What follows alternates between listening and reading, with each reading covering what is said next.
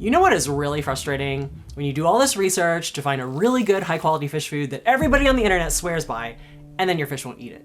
Why? I'm Irene with Aquariumcoop, and I am a fish food aficionado that likes to buy everything for my fish to try. And let's talk about some of the reasons why your perfectly healthy fish is refusing to eat. Reason number one, turns out living animals actually have preferences in what they eat. So maybe it's the size that matters. If they have a really tiny mouth, they prefer smaller foods, right? Or the longevity of the food once it hits the water. So fast eaters doesn't matter as much versus slower eaters, they're gonna need a food that stays pretty stable underwater for a longer period of time. And then ingredients. Some fish really are meat eaters versus some need larger contents of vegetables. So we're gonna talk about all the different kinds of fish foods and then who they're really meant for. The largest category of foods would be the dry prepared foods. These are the fish foods that you see on the shelves in the pet store in little jars or packages. And probably the most famous one would be fish food flakes. So these are nice because they float at the top of the surface. You can crumble them up to a smaller size if you have tiny fry that you need to feed. However, they don't tend to last very long in the water. They tend to melt and kind of get mushy.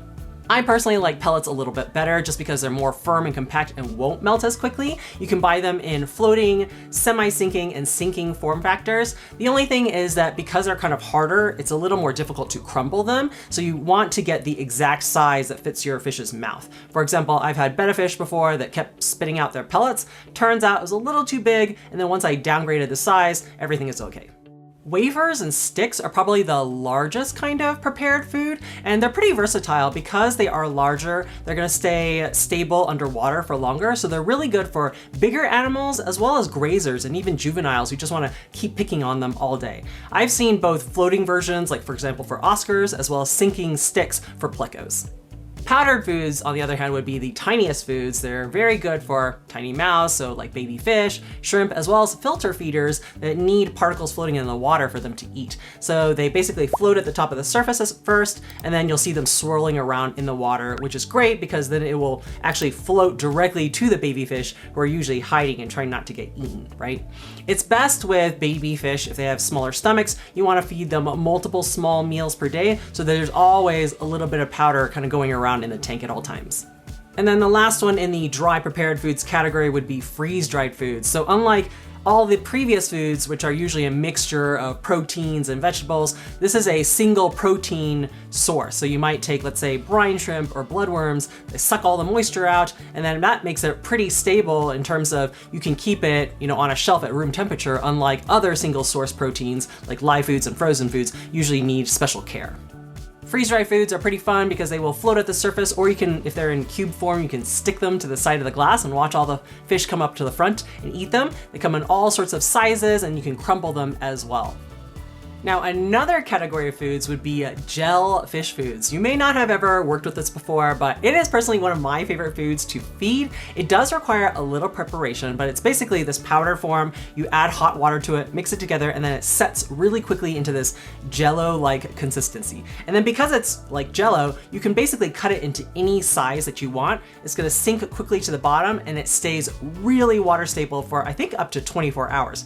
And this is perfect for your slow grazers, your nocturnal fish, plecos, off-walk grazers, so the kind of fish that like to graze on the biofilm and algae that covers the surfaces of rocks and driftwood. Really great stuff for them. Honestly, highly recommend. Another favorite food of mine that I feed multiple times a week would be frozen fish foods. So this is another type of single protein source where they take, bloodworms or brine shrimp or daphnia and they freeze them so it kind of retains a lot of those nutrients. Because it's so close to what fish normally eat in nature, this is actually what I use when I have to use pet sitters, because it's really easy, they're kind of portioned out in little cube size, and so I just tell the pet sitter, hey, feed this tank 1 cube, this other tank 2 cubes, and it's really easy.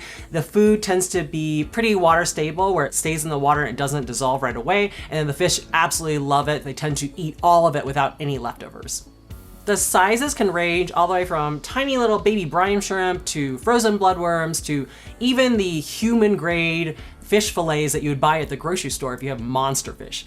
The preparation time, pretty easy. Like I said, I tend to buy the ones that are in the cubes, and so you can just pop them out directly into the tank, but some people like to thaw them first, maybe add some vitamins as well, and then obviously if you're getting the human grade food, maybe you need to spend some time cutting it and cleaning it. Now, if you're wondering what is the best category of fish food, probably a lot of fish keepers would agree that live fish foods are the way to go, just because they are almost identical to what they would normally eat in the wild. You have this living thing that provides hunting enrichment for your fish. It tends to, because of the movement of the food, it tends to entice underweight or sick fish to eat more, as well as it's a really good food for conditioning fish to go breed. Depending on what you get, the live foods can really range in terms of the size of the food as well as the amount of care it takes, because you have to kind of keep them alive maybe for some amount of time before you feed them. So I've tried things like, going to reptile stores. They have live feeder insects like mealworms you can get. There are things like microworms, white worms, and vinegar eels that you can culture at home. So these are cultures that you would keep alive for a month to several months, and then you have to restart the culture every once in a while. My personal favorite would be baby brine shrimp, just because it's really easy. You just store the eggs in the refrigerator, you hatch them within 24 hours, and then you don't have to keep them alive because you're immediately feed them to the fish. And it's a really good source, especially for baby fish and conditioning fish to breed. The last category of foods I would say would be specialty foods. So if you have animals that kind of need that higher vegetable content, maybe you need to look into getting like canned green beans, canned carrots. You can blanch zucchini slices and other types of vegetables. There's also seaweed, dried seaweed that you can get from the saltwater section of your aquarium store. All of these are good vegetable-y options for your fish.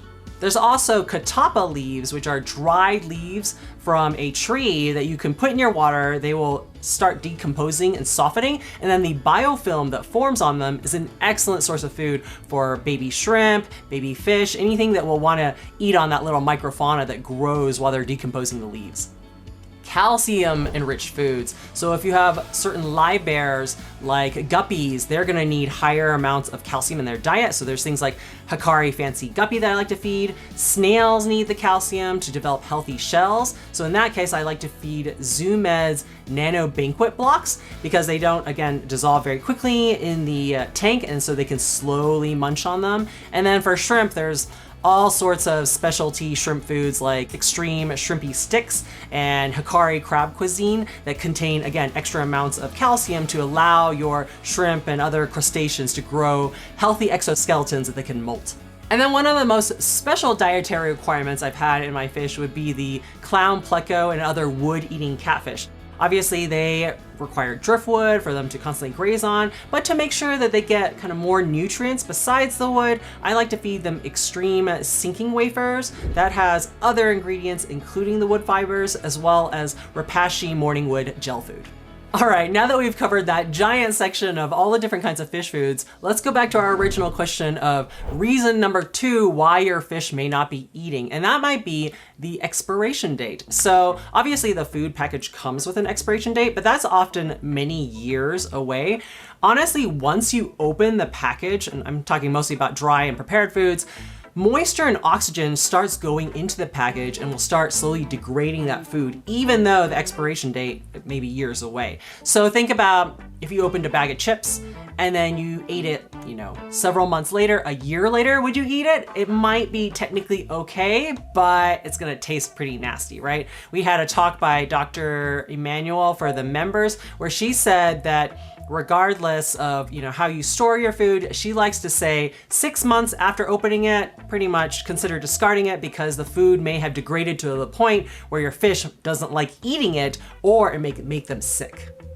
So to make sure that your fish are getting the freshest food possible, I like to do things like buy smaller packages. Instead of getting the giant jar, maybe I'll get the 1 ounce jar, so that way I'm gonna be able to finish feeding out that food before the 6-month mark comes. I will store my foods oftentimes in the refrigerator or freezer if I have a lot of it, just because my tanks are smaller, they don't take a lot of food. And then finally, if you are feeding your fish with your fingers and then you stick them into the tank, make sure your fingers are completely dry before you go back into the package to get some more fish food, because we wanna minimize the amount of moisture in that package. Reason 3 why your fish may not be eating is maybe they're just a picky eater. So I'm talking about the case where you have a fish who kind of got addicted to eating one certain type of maybe live or frozen food when previously they were eating many different kinds of foods. And in general, one of the things we constantly say on this channel is you want to feed your fish a wide variety of foods so that they'll get all these different kinds of nutrients, vitamins, and minerals to keep them healthy. For example, a person who eats pizza every single day for every single meal is probably not going to get sick immediately, but definitely may face some long-term health effects in the future, right? So in the same way, we want to make sure our fish are not just eating the same pizza every day. Another advantage to having your fish at least eat one type of prepared food is it makes it a lot easier for you when you go on vacation. That way you can use something like an automatic fish food feeder. You put the dried foods in there and it can feed the fish while you're gone without you having to hire some kind of pet sitter. So what does this look like? Well, basically, let me give you a little training course in tough love, but let's say you have your discus. They only eat frozen bloodworms and you want to introduce more foods. So maybe at first you're gonna thaw out your bloodworms and then add in like 10% pellets or freeze-dried bloodworms, or maybe Hikari Vibra Bites, which is a dried food that looks like bloodworms. And you're gonna mix it in, let them soak in there for about 10 minutes, and then feed them to the fish, and they kind of taste like the frozen bloodworms, right? And then the next day, maybe now they make the pellets and the dried food make up 25% of the food versus 75% frozen bloodworms. And then you increase that amount every day to 33%, 50%, so on and so forth, until eventually you're able to feed fully that dry food, 100%, to the discus, and they don't need any of the frozen bloodworms. If you're still having trouble getting them to try a new food, consider fasting your fish for 2 to 7 days just so that they're hungry enough so that they'll be willing to eat anything new that you're offering them. Obviously, I'm not talking about some of these really advanced level species that really will only eat frozen or live foods. And in that case, in order to make sure that they don't have the nutrient deficiencies, I like to use a Vitachem or some kind of vitamin supplement and add it to their foods so that it will kind of replace some of those essential vitamins and minerals that they may not be getting with that single food source. Now, if you're not sure how to pick a good fish food or something that's high quality enough, definitely check out this video by our founder, Corey, where he talks about how he chooses the right foods to keep his fish happy and healthy. Enjoy Nature Daily.